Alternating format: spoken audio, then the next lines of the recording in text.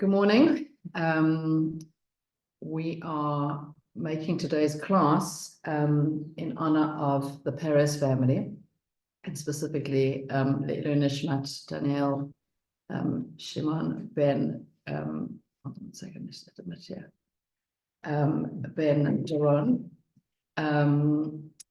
We are going to learn a little bit about a subject which maybe sounds a little contrary to the feeling that we all feel right now, which is the subject of how to find joy in the month of Adar. And I think that for a lot of people, especially this news, where particularly on this group of Nikki's, where people have really been davening and feeling so hopeful and waiting for this reunion of Daniel and his family, that this feels like a very difficult thing to swallow and to try and put some perspective to. So somehow today we're going to find out how, even in difficult and painful times, we are supposed to access joy, specifically during the month of Adar. We are less than a week away from Purim, and now's the time to try and channel that joy. So the concept is, for those of you that are not familiar, is the idea that the way the Jewish calendar is created is that, as opposed to maybe our perception of the way that Chagim are celebrated, where every Chag is kind of commemorative of something historical that happened to us. So a good example would be, seeing as though we're nearish, would be Pesach. So for example, sitting at the Pesach Seder and eating matzah and eating maror, and each thing reminds us of something that happens to us, and it's sort of supposed to take us back to our time of slavery. The whole Chag seems like something that's commemorative and all about kind of what happened to us historically. But really, the concept is that the way that the world was originally created is that God injected or invested some level of power or spiritual energy into every single month. And because of the spiritual energy invested in that month, the things that happened in that month came to be. So in other words, in that example of Pesach, it's not that because Pesach happened to that month, therefore we celebrate freedom. Rather, because the month of Nisan was invested with the energy of freedom during that month, that's the month that our freedom could have happened. It couldn't have happened the month before, and it couldn't have happened the month after. So in other words, this concept is relevant to us now in 2024, because in a few weeks' time, or in a few months, whenever it is, when we're sitting at our own Seder, not only are we tapping into the freedom that the Jews experienced however many years ago, but what we're supposed to also think about is our freedom now in 2024. And even though we don't have, you know, the figure of a paro in our life, we're all going to have something holding us back, some kind of something that's stopping us from accessing a level of freedom that would bring us to higher growth.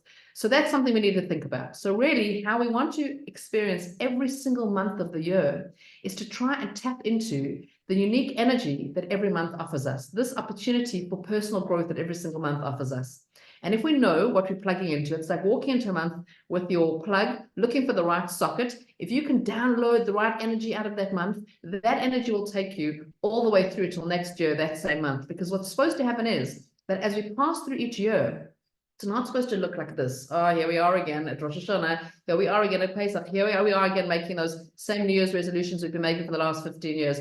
What's actually supposed to happen is that as we move through the year and access different levels of spiritual growth, even though next year we're going to get to Adar again and we're going to get to Nisan again, but we're going to be at a different place. We're going to be going higher. So the way that it should look is constantly like this. We're moving higher and higher and higher, even though we're passing the same point.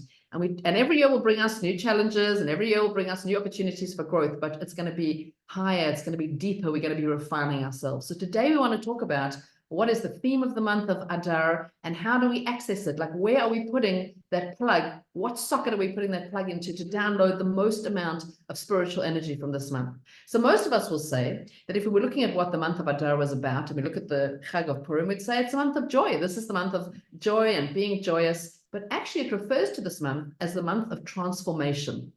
And the transformation, I guess the obvious part of this is the transformation that happens in the key story of the month of Adar, which is the story of Purim, the Megillah, where there is this huge transformation that happens, where the way the story starts off and the way the story ends off are completely opposite to each other. You could have never guessed it was going in that direction. It didn't look like that was going to happen. And then everything kind of turned on its head and transformed, and the story ends in a very unexpected way. So there's something almost kind of sewn into this month that is about some level of transformation. but there is definitely an aspect of joy here. And the reason we know there's an aspect of joy here is because we say, when the month of Adar comes in, we say, Mishnichnas Adar marbin besimcha. When the month of Adar comes in, joy increases. What does that mean, joy increases? Did you wake up on the first day of Adar and suddenly feel immensely joyful? Some of you may have, and some of you really may not have, because we're living during difficult and dark times. So you may not have felt that feeling of joy at all. So what does it mean that Adar comes in and suddenly magically there's joy? Where are you supposed to find the joy? Well, that's going to be our mission today, is to find out, where do you find the joy? How are you supposed to wake up during Adar feeling this feeling that you supposedly supposed to feel? So what we use as our guideline to give us a bit of insight into every month and how to access the power of every month is we look inside the Sefer Yetzirah. Now, the Sefer Yetzirah is the original work of Kabbalah. It's not kind of like a sort of a handy, like readable book. I'm just bringing down sort of thoughts from there, but the idea is that every month is represented by a whole host of different things, all of which give us some kind of guide as to how to draw the best, the most out of the month, the best out of the month. So a lot of this is almost kind of like the Torah version of your horoscope, of a zodiac, is that every month is represented by a certain image, a certain picture. Every month is also, you know, as we know, if you into any kind of horoscope, you know that the month you're born in has a lot to do with your personality, what you're drawn to. It's from a Torah perspective, that's really real as well. There is a Torah kind of zodiac and a Torah zodiac and horoscope that's going to tell you a little bit about the essence of who you are. So every month is represented by the zodiac sign, a Hebrew letter, which from a mystical sense was involved in creating the power of this month, a different order of God's name, a body part that represents each month, a body sense that represents each month, a stone, a jewel that represents each month, because on the Kohen Gadol's choshen, his breastplate, there was a different stone for each month. So there's one stone that represents each month. So there's also like a color for each month. So all of these things sound very interesting, but I'm going to draw down a few of them to try and give us a little bit of an insight into how do we use this to maximize on the growth we're supposed to experience during this month. So I'm going to go through the list of just a few things that are kind of interesting about this month, and then we're going to try and pull this all together and use this as our tool for accessing joy. So we said Adar is considered the month of transformation. The mazal, the sort of like zodiac of this month, is Dagim, which is fish. The tribe of the month it's represented. There's always a tribe associated with each month, because we know there's 12 tribes. So the tribe of the month is the tribe of Naphtali. The letter that created this month is the letter Kuf. The sense of the month is the sense of laughter, and the organ of the month is the spleen. Now we're going to talk a little bit about each of those things and then figure out what on earth any of them have to do with joy. So the first is the letter Kuf, which from a mystical sense was involved in creating this month. Now, whenever there's a Hebrew letter, the Hebrew alphabet is very different to any other alphabet because it has such a mystical and spiritual quality to it. So that means that not only are we looking at letters in terms of, you know, what they sound like, but also in terms of the word used to describe that letter. So for example, let's look at the letter bet.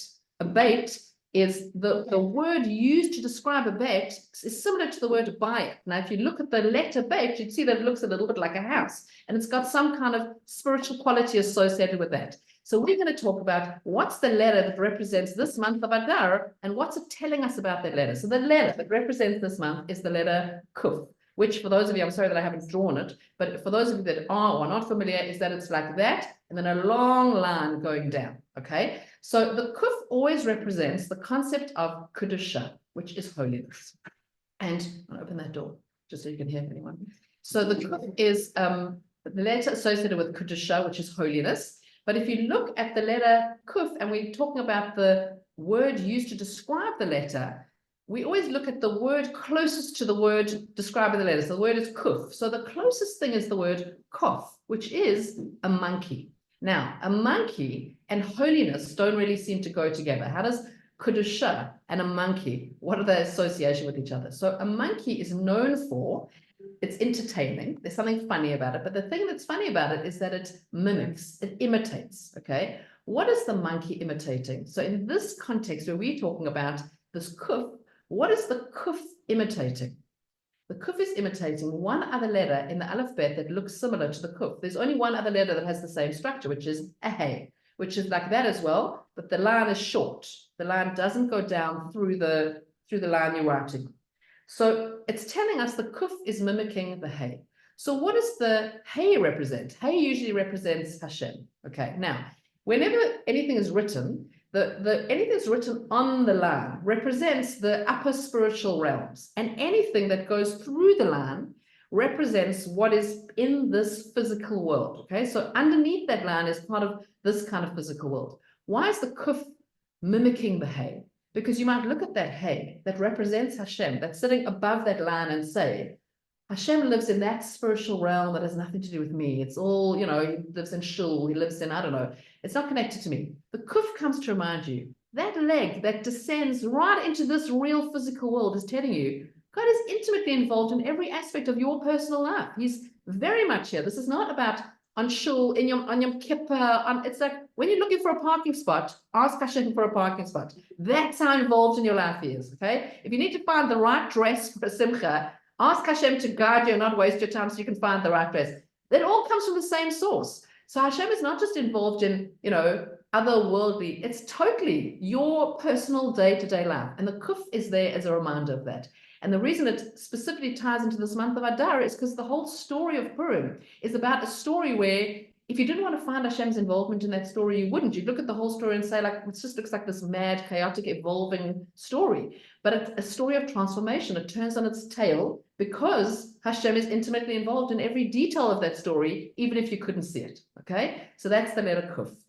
Now, we're just talking about the different things that represent this month from a Kabbalistic perspective, and then we're going to try put it all together to figure out how we access joy this month. So the next concept associated with this month is the sense of the month, which is the sense of laughter.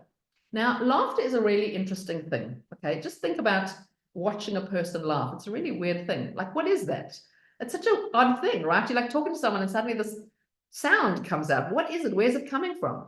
And interestingly, I don't know if any of you are this people or know these people who sometimes laugh quite inappropriately, like at the wrong moment. Sometimes there are some people whose response to a sad thing is to laugh. So you'll tell them something sad has happened and it evokes laughter, which to you will be like, that's just not appropriate. But the honest truth is that if you think about it, laughter and tears are not actually so far away from each other. First of all, you can cry till you laugh and you can laugh till you cry. Okay, the two are connected to each other. And but also, like and exactly, you don't know. Somebody was actually telling me a funny story that they were laughing so much that somebody thought they were very emotionally moved by what was happening. So they came to give her back, but she was just cracking up laughing, right?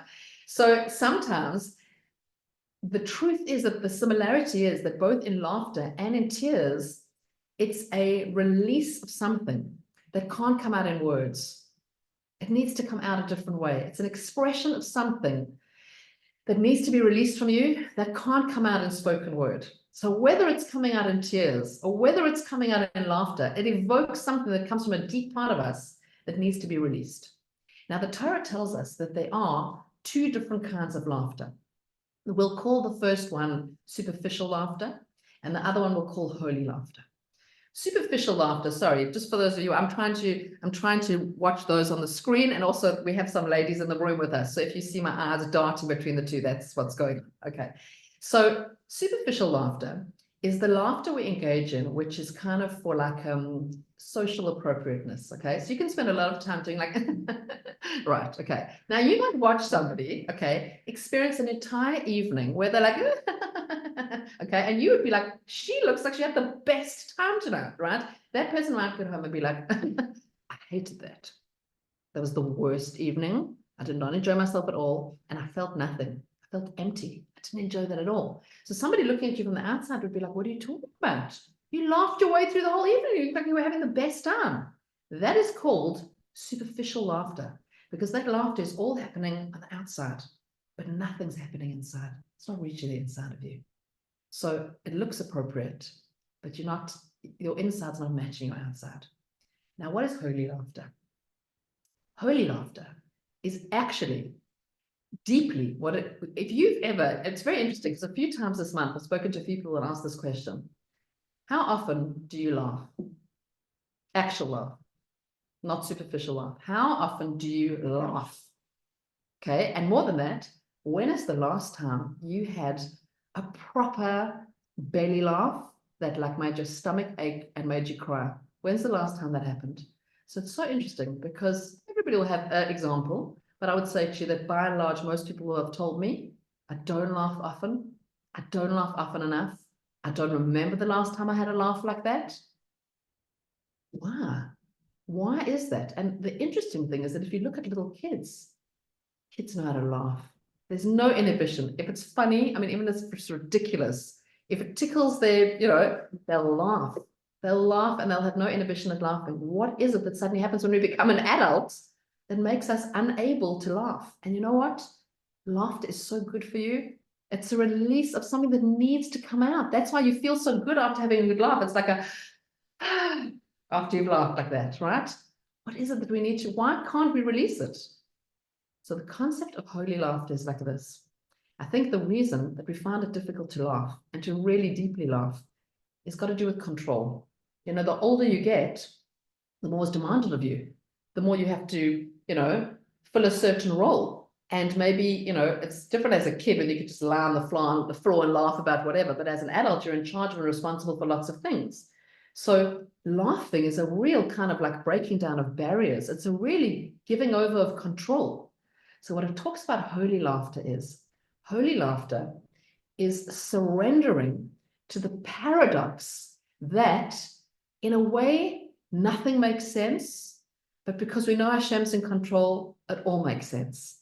And there's kind of this like release of, I'm totally not in control and Hashem is totally in control. You just got to laugh. You just got to laugh. So that inability to laugh, that inability to kind of be vulnerable about enough to laugh is something to do with control, is something to do with an inability to surrender. And funnily enough, the thing that often makes us laugh is something to do with losing control. Like, why is it that if somebody slips or falls or something out of the way things are supposed to go, there's something about it that makes us laugh because there's something about like, that's not how it's supposed to be. There was a loss of control. There was a surrender to the bigger picture that we don't run, right? So deeply in that idea is the concept. And I think we are living this now.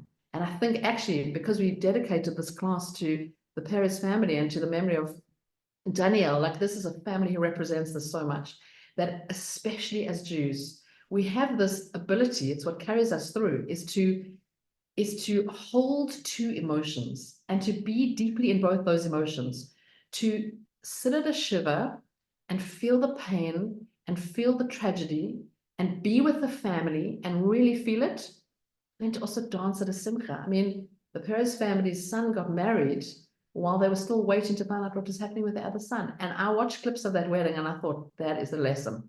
People who could be at a wedding and really be at a wedding. Doesn't mean they forgot. It means you can hold two things at once. And that's the paradox. That's who we are as a people, is that there's tremendous pain and tremendous joy, and we kind of have the capacity to balance both.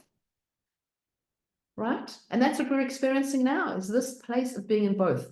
And when I was talking about this a few weeks ago, I don't remember who it was that they were referring to, but one of the ladies in my class said, somebody had told her the story about a survivor who said, a Holocaust survivor who said, we laughed in Auschwitz. We laughed in Auschwitz. Now you might hear that and be like, what was there to laugh about in Auschwitz? Because you know what? Funny things happen because we're human. And even in the context of that, people still laugh because humans are humans and because we can hold that paradox. And even now, when the world is in suffering and darkness and pain, there is also laughter. There is also amazing unity and people coming together and finding things to be joyful about in the pain. It doesn't mean anybody's forgetting the pain. It means we have this capacity. So holy laughter is the surrender to the paradox that sadness and joy can coexist, and that can only be controlled by Hashem. It's not us controlling the world. So learning how to let go and laugh is basically giving over control to Hashem. It's basically saying, Hashem, I surrender. I don't get it. I'm just going to laugh. I'm just going to give over control. And something for us to think about, especially if this is something that you struggle with, is find more opportunities to laugh during Adar, whether that's something that you listen to, something that you watch, something that you read, a good friend who does that for you, but find reasons to laugh and question yourself on why it's so difficult to laugh. Allow more laughter into your life. This is the month to give that some real thought. I think really as adults, we need to reassess. Where's the laughter gone? Bring it back. Okay. So that's catchy. So yeah. And it's catchy, exactly. If you're sitting with somebody who's laughing, sometimes you just find yourself, you don't even know what you're laughing about. But the ability to indulge in that is kind of like, all right, well, they've lost control. And that's funny, right? So kind of we allowing ourselves to fall into that as well. The astrological sign of the month, the zodiac, is two fish, which in Hebrew is dagim. First of all, the thing we know about fish is that fish live in a different realm to us. In other words, they live underwater. So we can have a little bit of insight into what that world means. You can go scuba diving, but you can't live in that world. That isn't our world. They live somewhere else that we don't live, in a place that for us is a bit kind of secret and mysterious. So one of the things that fish represent is the concept that our sages tell us, bracha, blessing, comes in the quiet and hidden places. Now, we live in a world that gives us a very different message because you haven't eaten breakfast till it's on Instagram, okay? Until something's public, it hasn't even happened, okay? It only becomes real when the rest of the world sees it. And this is telling you, if you want real blessing, nobody needs to know about it, okay? It comes from a very quiet place. That water where nobody sees and nobody knows what's going on underneath there, that's the place for blessing, okay? The other thing that the fish come to represent is that the word associated with the word dagim, which is fish, is the word da'aga, which means worry. And worry always weighs us down. If you're talking about access to joy, if you are a person who's always worrying, it's very hard to feel joy. Worry is definitely a block to joy. And in this month, where the concept is to do with surrendering control, because Hashem is really in control, also worry is connected to that. I'm talking about like I'm not saying if a person is paralyzed by clinical kind of anxiety, that is something that needs to be dealt with. You can't just kind of think it away. Okay, that's something that you need to seek real help for. But I think all of us worry on some level. And a lot of us have an inclination to kind of like imagine a worst case scenario. Someone's 5 minutes late and we've already imagined the terrible thing that happened that's made them 5 minutes late. One is our mind jump to that. It's also actually associated with some kind of level of control. Like we think that our worrying is going to achieve something. The more I worry, the quicker it'll bring them home. The more I worry, the more I'm like kind of running the world, right? Worry is not the same, by the way, as being concerned, caring, davening. Worry is like what prevents you from moving forward. Like I'm panicked about this. So even though, but you know, let's say you can't fall asleep at night because you're so worried about something. So on a very deep level, there's something in us that says, so long as I'm awake, I can hold the world up. My worry will keep things going. I can't fall asleep because then what's going to happen? But oddly, when you eventually do drop off to sleep, the world keeps turning. And the thing that you worried about either happened or didn't happen. And you had zero control over it. And your worrying thoughts just gave you an answer, okay? But actually achieved nothing. So there's something about also working on this idea of worry. If it's something that you can kind of just think about when you get into that headspace of like, where's this coming from? What am I going to achieve with these thoughts? Actually, if I'm worried, a better thing would be to just have a chat with Hashem and Daven and be like, Hashem, please, whatever it is that I'm worried about, you know, help it not be, or help it go the right way, or whatever it is, okay? So the concept of worry being a blockage to joy. The tribe of this month is the tribe of Naphtali, because every month is represented by a different tribe, because there's 12 tribes. And when all of the tribes got a blessing from Yaakov, from Jacob, their father, because he had some prophetic insight, when he gave them his blessing, you know, there's a parasha dedicated to the blessings that each tribe got, and you'll see that there's a sentence or 2 sentences telling you what their blessing was. The blessing is not kind of just like, well, what do you tell like a bunch of sons? I mean, how do you know what blessing to give each one? The blessing that he gave them was looking at them and their essence and their potential and the skills and power they need to become who they were supposed to become in the world. Okay, imagine having that level of prophecy and insight to be able to bless your child with everything they're going to need based on who they are. Okay, so what's the blessing that Naphtali gets? The blessing he gets is to be an ayala shlucha, which means a swift deer, as swift as a deer. What's the blessing? It sounds a little bit like maybe he's going to be very athletic, right? Sporty. We're actually talking more about something spiritual and emotional, which is that Naphtali is going to have the blessing of being able to be emotionally light on his feet. What does that mean? It means an ability to dance through life and to this paradox that we're talking about joy and sadness, to be able to move through that without being drawn into every situation, without, when it's sad, being drawn into the blackness, to be able to experience it, feel it, and move on, not to keep getting pulled into those things. Now, if you're a natural Naphtali, that's a big blessing, to be able to be emotionally light through your life, being able to dance through life in that way. Some of us will find that we have a very different disposition. We're quite the opposite. We're heavy, we feel deeply emotionally drawn into anything that's going on. That's hard, but then that's our work. Is this month is coming with a kind of an energy of allowing us to be a little bit more emotionally light in that way. So if that's something that's, you know, pertinent to you, something to work on. And if you feel you are that kind of person, what an amazing blessing. Use it in good ways. Okay, now the body part of the month. So every month is represented by a body part. Now, sometimes the body part is something really obvious, like let's say your eye or your leg, where often it'll happen that when it comes to that month, when I'm teaching this idea, people will say like, oh, that's so weird because, you know, let's say it's the month of the eye, people will say, it's so weird because I've been waiting for an optician's appointment this whole month, or I've had an eye problem, or I've had whatever it is, right? And it's not coincidental. There's something tied in with that. Okay, now this month, it's slightly less likely. I don't want to say definitively, but I have less people coming to tell me they've had issues because this month's body part is the spleen. Okay, so there are not that many people. And the reason is because most people don't even know what the spleen is. And every year I have to write this down and remind myself what the spleen is. So let me just tell you, the spleen is a fist-sized organ in the upper left side of your abdomen, next to your stomach, behind your left ribs. It's an important part of your immune system, but you can survive without it because the liver can take over some of its functions, but you are better off having a spleen. Okay, so for most people, this is a bit of an obscure body part. What does it look like? Where exactly is it? Unless you happen to have been somebody who has had an issue with that, but this month is represented by the spleen. Now, any body part that's represented in a month, we're not just talking about the physical capacity of that body part. There's also obviously sort of spiritual and mystical ideas associated with every part of the body. Now, when it comes to the spleen, there's two things about the spleen. First of all, the Talmud tells us that the organ of the spleen is associated with laughter. But the Zohar, which is Kabbalah, tells us that the spleen is associated with depression.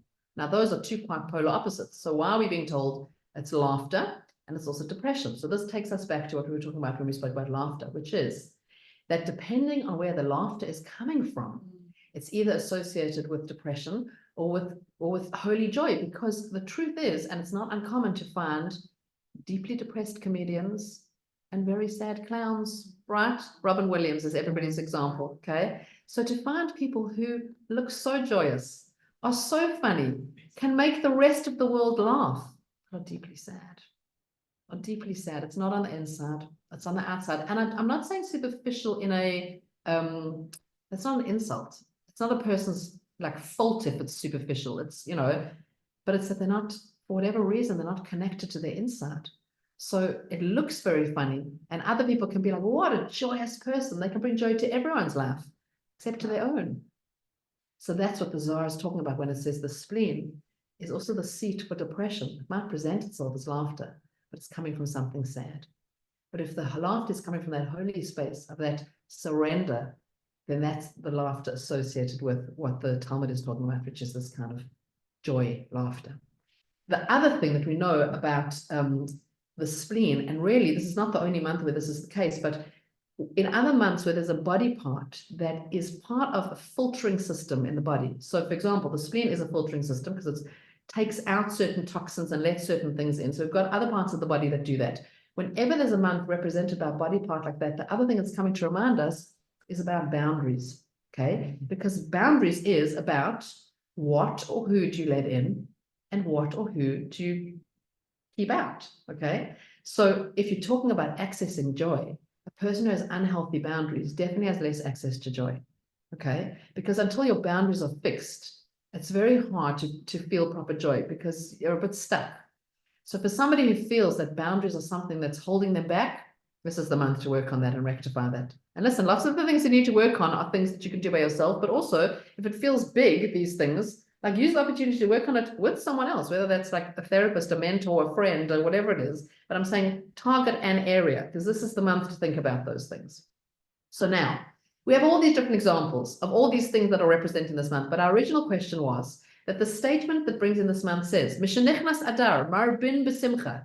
This month is going to come in and just like magic, happiness is going to increase. You're going to wake up on the first day of Adar. And by the way, we're in a leap year, so we've got double Adar here. We're already in the second Adar. So you're just going to have had 2 months of joy, right? And for those of you that haven't felt it and want a refund on that, because where's my joy? Why are we not accessing it? What helps us to access it? So I want to look at these examples that we've just brought down and see if we can find a common theme amongst them, because really they're all alluding to the kind of joy we're hoping to access, okay? And you know that the Torah's got a lot of different words, or Hebrew's got a lot of different words for joy. We're talking about simcha because it says Mishenichnas Adar Marabim B'Simcha, but there's other words that describe joy. Gila and Rina and Ditsa and Chedva, there's other words that tell us about joy. So we're talking about a specific kind of joy here. What is it? What is this joy that's coming in? What is it that we're going to experience?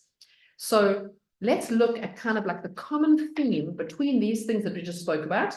And let's see if you can pick up on a common theme. If you can't, I'm going to tell you what it is anyway, but let me just kind of summarize what we've just spoken about. So first of all, we spoke about the kuf that reminds us that Hashem is in a heavenly realm, but also very much part of our daily earthly lives and can bring about salvation in a minute, like in the Purim story. The sense of laughter that reminds us real deep laughter comes from the paradox of understanding it makes no sense, but it makes sense because Hashem's running the show.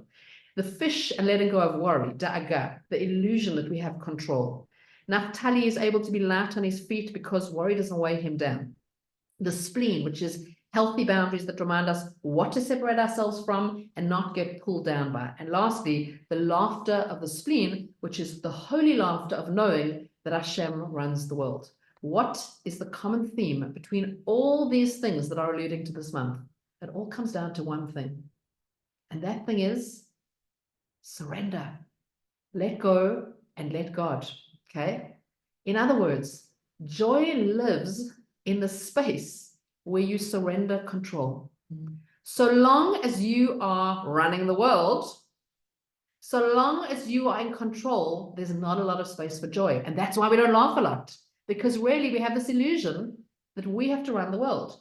And let's be honest, there are a lot of things that are demanded of us. So it's fair to kind of be living in that illusion. You're not getting that from nowhere. You're getting that because a lot of people depend on you. People need things from you. So you led to that illusion by just the way life unfolds. Is there's people who need stuff from you. So you start to feel like you are in control, but you're not in control. And often we'll have those little reminders that we're not in control, right? So, you know, I was talking to somebody last night about this, and we were talking about parenting. And she was saying, what do you do with a 3-year-old who just doesn't care what you think? They're not interested. There's no punishment that they're scared of. There's no consequence that's going to make any difference to them. They'll just look you in the eye and be basically like, I'm just doing my thing anyway. I don't care, right? So there's the perfect example. You are not in control. You are not in control of that child. So what do? You can lay out your rules. You can have your whatever. That kid is just going their own way.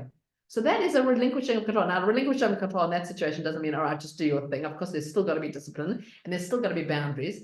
But part of that is the acknowledgement that I'm actually not in control here. And then that acknowledgement is, but Hashem is. So I've got to include Hashem in this picture. So actually, part of this class we're talking about is, you know, this girl was asking me, do you run a parenting class? And I said, no, I don't. But what I would tell you is if I would distill it into one sentence is this, because we're not in control, because we know Hashem is in control. So you've got to include Hashem in your parenting.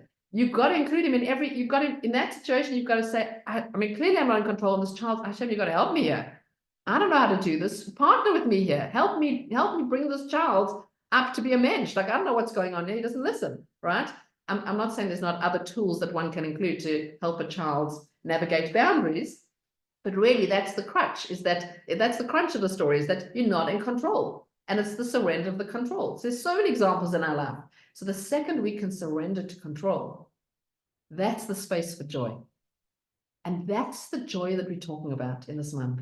What does it mean when we say the simcha that we're talking about? Simcha is not like all day long. It's not manic laughter, because I don't really think that's what we're all looking to access. If you ask anybody, what's the thing you want more than anything? What's the thing that all of us want more than anything? We want meaning, we want health, and deeply we want to be happy. What does happy mean? Happy doesn't mean woohoo. I don't think that's what most people are looking for. It's nice to like have fun sometimes. Contentment, inner peace. Inner peace. And that feeling means whatever's happening around me, it's not me, okay? When there's happy things, I can be involved and I can be happy. And when there's sad things, I can experience them and give comfort and be with people. But it's okay. I'm okay, and it's okay, and I'm going to be okay. It's not becoming all the stuff that's happening around me. It's being able to be in this center place, knowing that Hashem runs the world, knowing that Hashem's with me, intimately involved in my day-to-day life. He's looking after me. I don't always understand it. That's the paradox. So sometimes I just got to laugh. And that surrender allows space for the kind of joy that we're talking about. And that's what we're trying to access this month. So now I want to leave that idea aside for 1 second. We'll come back to that in a second and talk about something else during this month. So the central story, which is the Megillah, which is the story of the potential downfall of the Jews who were really seconds away, okay? So just remember, this is our history, right? What's happening now isn't new. We've gone through this many times. This is our history, okay? Being on the brink of, this is us. And there's always a baddie in every story. Who's the baddie in this story, in the story of Purim? Haman, right? And by the way, I mean, Achashverosh is not a great guy, but he's not really the baddie in the story because he's a bit like the useful idiot in this story. He's weak. He's not a real leader. Haman's the real voice in the background here, okay? Now, who is Haman? Haman is a direct descendant of Amalek, okay? What do you know about Amalek? Amalek, when there's doubt, Amalek rises. What's our commandment when it comes to Amalek? What are we told is our obligation when it comes to Amalek? Remember what Amalek did to you. And do what with them? Or kill them. Wipe them out. Yeah. Destroy them. Kill them. Now, actually, it's really interesting because even though what's happening now, it's not, well, this is Yishmael. So we're not, there may be seeds of this, but we're not necessarily talking about that. But actually, when I think about this, I think, well, our mission at the moment is to get rid of Hamas, right? Every last member. Are we really, really, really, really going to access every last member? Because how do we even know where they are? Who are they? Where is everyone? I mean, if they're in tunnels how are we really going to access them? So when you look at this Torah commandment, that's a very unusual and almost like impossible mission to achieve because it tells you wipe out the memory of Amalek. You're not allowed to have any association with Amalek. You're not even allowed to go near their cattle. Amalek is not allowed to exist. So first of all, who is Amalek? Where are we supposed to find them? How are we supposed to access them? And also, the Torah doesn't generally give us commandments to go out and kill people. That's not actually who we are as a people. It's not like that. So it's very counter to, it's a bit jarring, that whole chapter. And in fact, this coming week on Parashat Zachor, right, we get this yearly reminder. Everybody's supposed to be in shul for Parashat Zachor. That's why they make a different reading later on in the day. It's one paragraph. And you're going to hear in there the words, not just once, Timche et Zecher Amalek, wipe out the memory of Amalek. And apparently, yearly, we need to be reminded to get rid of this nation that we don't even know who they are, where they are, but somehow we need to get rid of all of them. Okay, what is that about? And the reason we're dwelling on this now is because the baddie in the story is Amalek. So what is it that we need to destroy above and beyond every other enemy we've ever had? Because we have had a lot of enemies. So what is it about this enemy that suddenly is posing such a threat that we really need to remember to get rid of every single last one of them? So in order to get an answer to this, we're going to look at 6 different sources. I'm not going to go into the sources. I'm just going to draw out 6 different sentences for you, which are dotted all over the Torah. One of them is in the book of Shmuel. One of them is in the book of Shemot. One of them is in the Megillah. They're in all different places throughout the Tanakh. And you'll see that there is a sort of a parallel or a contrast because some of them are referring to battle with Amalek, and some of them are referring to who Amalek is, and some of them are referring to who the Jewish people are, okay? So you're going to see 2 different words that keep coming up. One word is always in reference to Amalek, and one word is always in reference to the Jewish people. And this is going to be our answer as to who it is that we need to eradicate and why the Torah has given us this unusual and quite aggressive sounding command, okay? So the first one, which comes from Sefer Shemot, says, in the first battle against Amalek, Moshe asks Yeshua, go fight against Amalek tomorrow. The word is machar. Okay. Number 2, Hashem commands us never to forget what Amalek did. And the sentence is that they chanced upon you along the way. Asher karcha baderech. And Rashi translates that word karcha as a derivative from the word mikre, which means it happened. They happened upon us along the way. Okay. So that we were there and then they just happened upon us. Number 3, King David battled against Amalek, who plundered his city of Ziklag. David smote them from morning until evening on the following day, Machar. Sentence number 4, a young Amalekite informs David that he has killed Shaul on Mount Gilboa. The youngster who informed him said to him, I happened to have been on Mount Gilboa, Mikre. Number 5, in Megillat Esther, we meet the descendant of the Amalek king Agag, who is Haman. Esther invites Haman to her feast, and she says, if it pleases the king and Haman shall come to the feast that I will prepare for them, and tomorrow, Machar, I will do as the king requests. And the last sentence is, Mordechai, dressed in sackcloth, sends the royal messenger Hassach to tell Esther of the edict of what's been happening to the Jews. And the message is, Mordechai told him all that happened to him. Mikre. Okay, so what are we picking up on? Every time it refers to anything to do with Amalek, the word Mikre keeps coming up. And if you want a one-word translation for what Mikre really means, it means coincidence. Okay, it just happened to be. It's coincidence. What's the word that keeps on being associated with the Jewish people? Is the word tomorrow, machar. So when the Torah tells us that we need to get rid of Amalek, every last one, it's not telling us about actual individual human beings, because it is impossible for us to find out who Amalek even is. What it's telling us is about an ethos, a value system, a mindset. And that is the value of life runs according to coincidence, right? And in fact, the story that represents this is the Megillah, because nowhere in that story is God's name. You could read the whole way through the Megillah and go, look at this incredible story of coincidence. I mean, God's not in here. So look at this, look at the way the story just turned on its head. But if you're looking for God, you'll find him right from the beginning of the story. He's there the whole way through. Remember the kuf?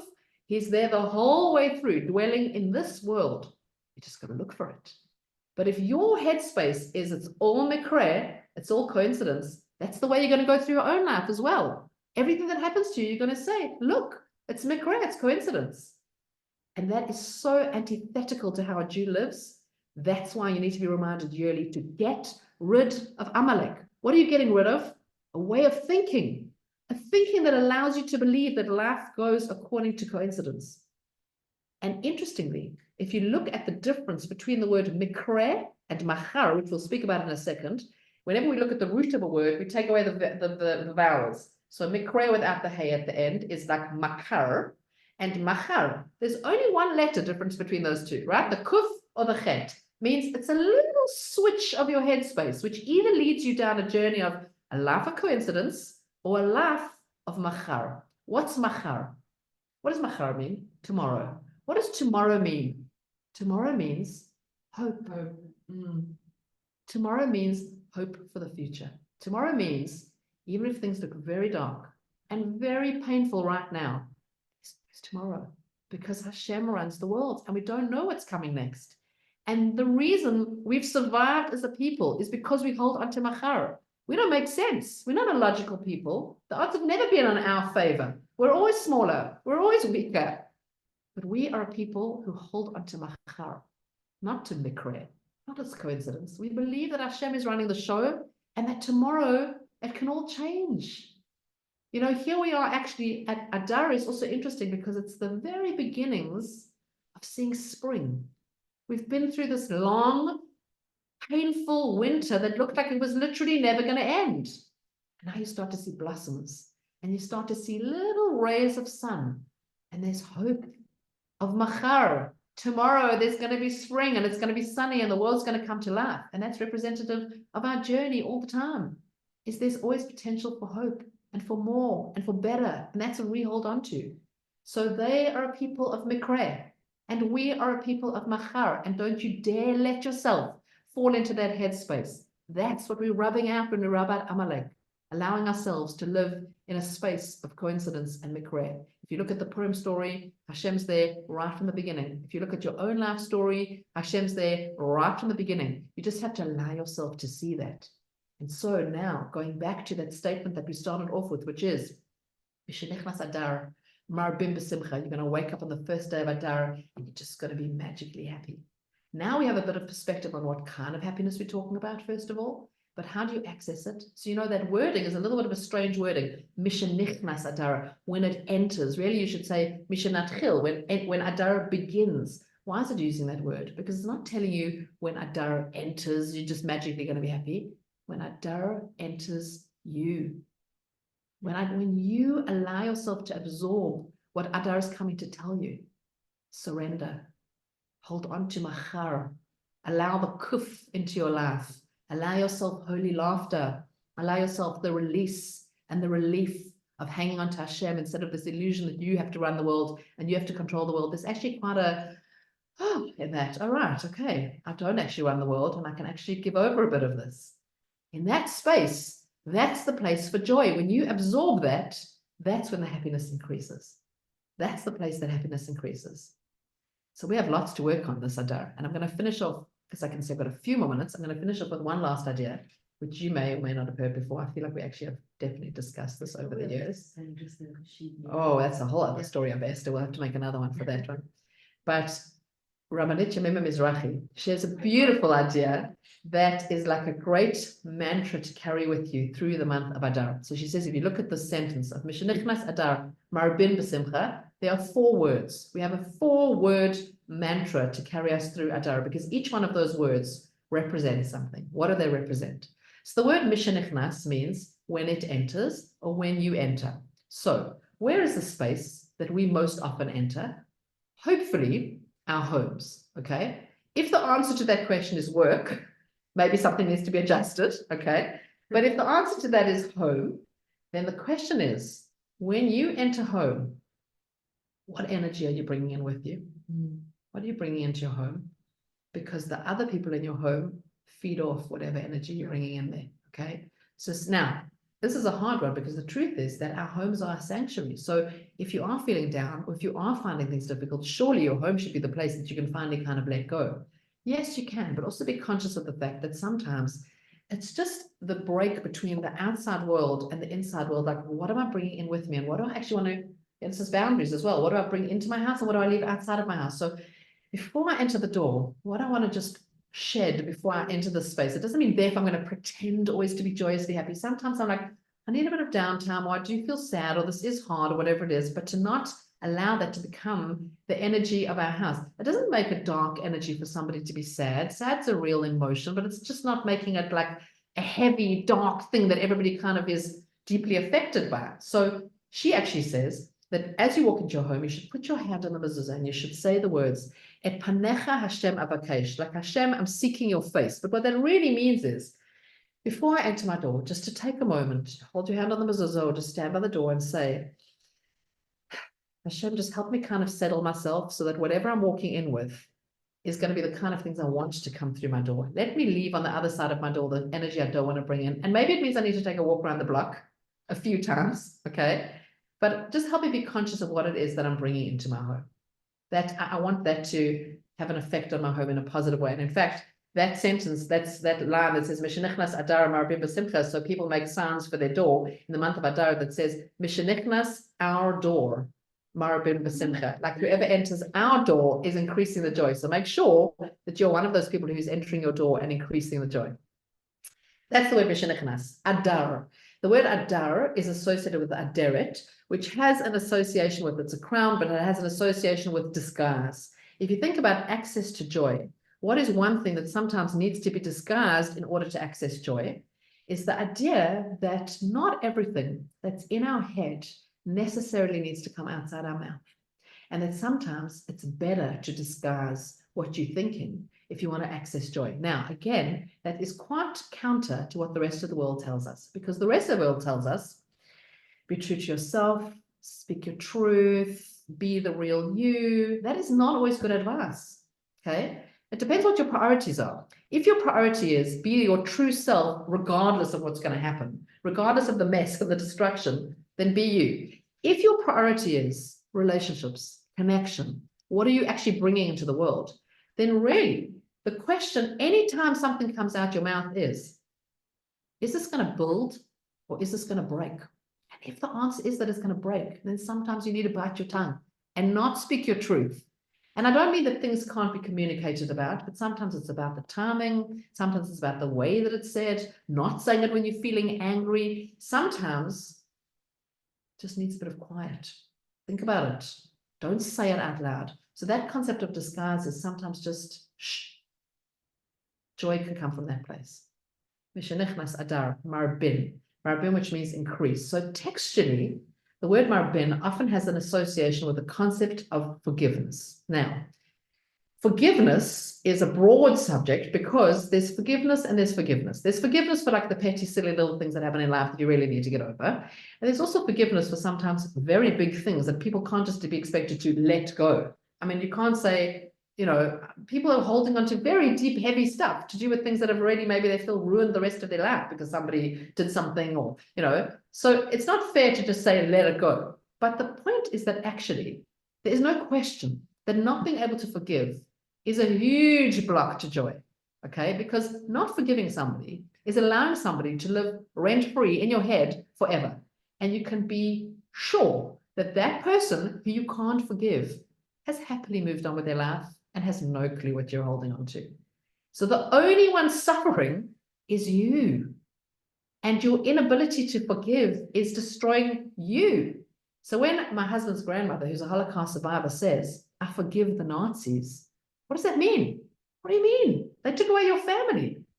What she really means is, I will not give them the satisfaction of also taking away my joy in life. I will not allow them to hold me back from that. So forgiveness is something that really needs to be worked on as a blockage to joy. If you're a person who holds on to the petty stuff and you can't let it go, work on it. And if you're a person who's got something big that's been holding you back for a long time and you can't let go of and you can't forgive, this is the month to access that, even if you need somebody else's help to do that. But if that is something that's holding you back, you've got to work on it because it's blocking you from experiencing joy. And the last word of this sentence, which is Adar marbin besimcha. Doesn't say simcha, it says besimcha. What is the word be? Is in. What does that mean? In the simcha. It means, you know what the biggest block to joy for most people is? It's the idea that when I get that, when I achieve that, when I accomplish that, that's when I'll be happy. And what does besimcha tell you? Besimcha is in the happiness. Find the joy where you are right now. And right now, by the way, might not be where you want to be, okay? You might say, but my life isn't where I want it to be. I haven't got that job, I haven't got that partner, I haven't got that child, I haven't got that, whatever it is. So we're a people of machar. We hold on to tomorrow and hope it can always be better. Happiness doesn't mean accept it this as it is and just accept it. Not that. It means find the joy in where you are now and also keep hoping and davening for whatever it is that you want to happen. But that's not the thing that's the access to joy. Joy is how you approach it. It's a perspective. It means be where you are right now. Find the joy in that. That's the key to joy. So these are lots of examples to access joy, okay? And if you can just take one of them and work on them during this month, it's something that hopefully carries you through for the rest of the year. And when you get through to next Adar, it's true that you'll be passing that point again on the calendar, but you'll be passing it on a higher level because you've kind of broken through some aspect of a blockage to joy and allowed a little bit of that joy in. So whether that means allowing yourself to laugh more, seeing Hashem's real presence in your life, looking after your spleen or your boundaries, okay? Not letting everything that's in your head come out your mouth, thinking about the energy you're bringing into your own home, learning how to forgive, being happy with what you have right now. All of those are different avenues to accessing this space that we all want to be in, but we actually have to allow ourselves to open up to absorb it. It doesn't just happen to you. That's where the work is. So I wish each one of you a beautiful, meaningful Adar and beyond, where you can access all of the joy, whichever avenue you choose, to allow yourself to surrender. As they say, you do what's right and Hashem will do what's left. You invest in the stuff you can invest in and then make space for Hashem to take over because he's with you. He's the kuf, he's in control and he's definitely involved in every aspect of your day-to-day life. Just allow him to be. Open up the space for that. And that's where the joy lies. I wish each one of you deep, deep simcha, this Adar and beyond. Thank you, ladies and gentlemen, whoever may be outside.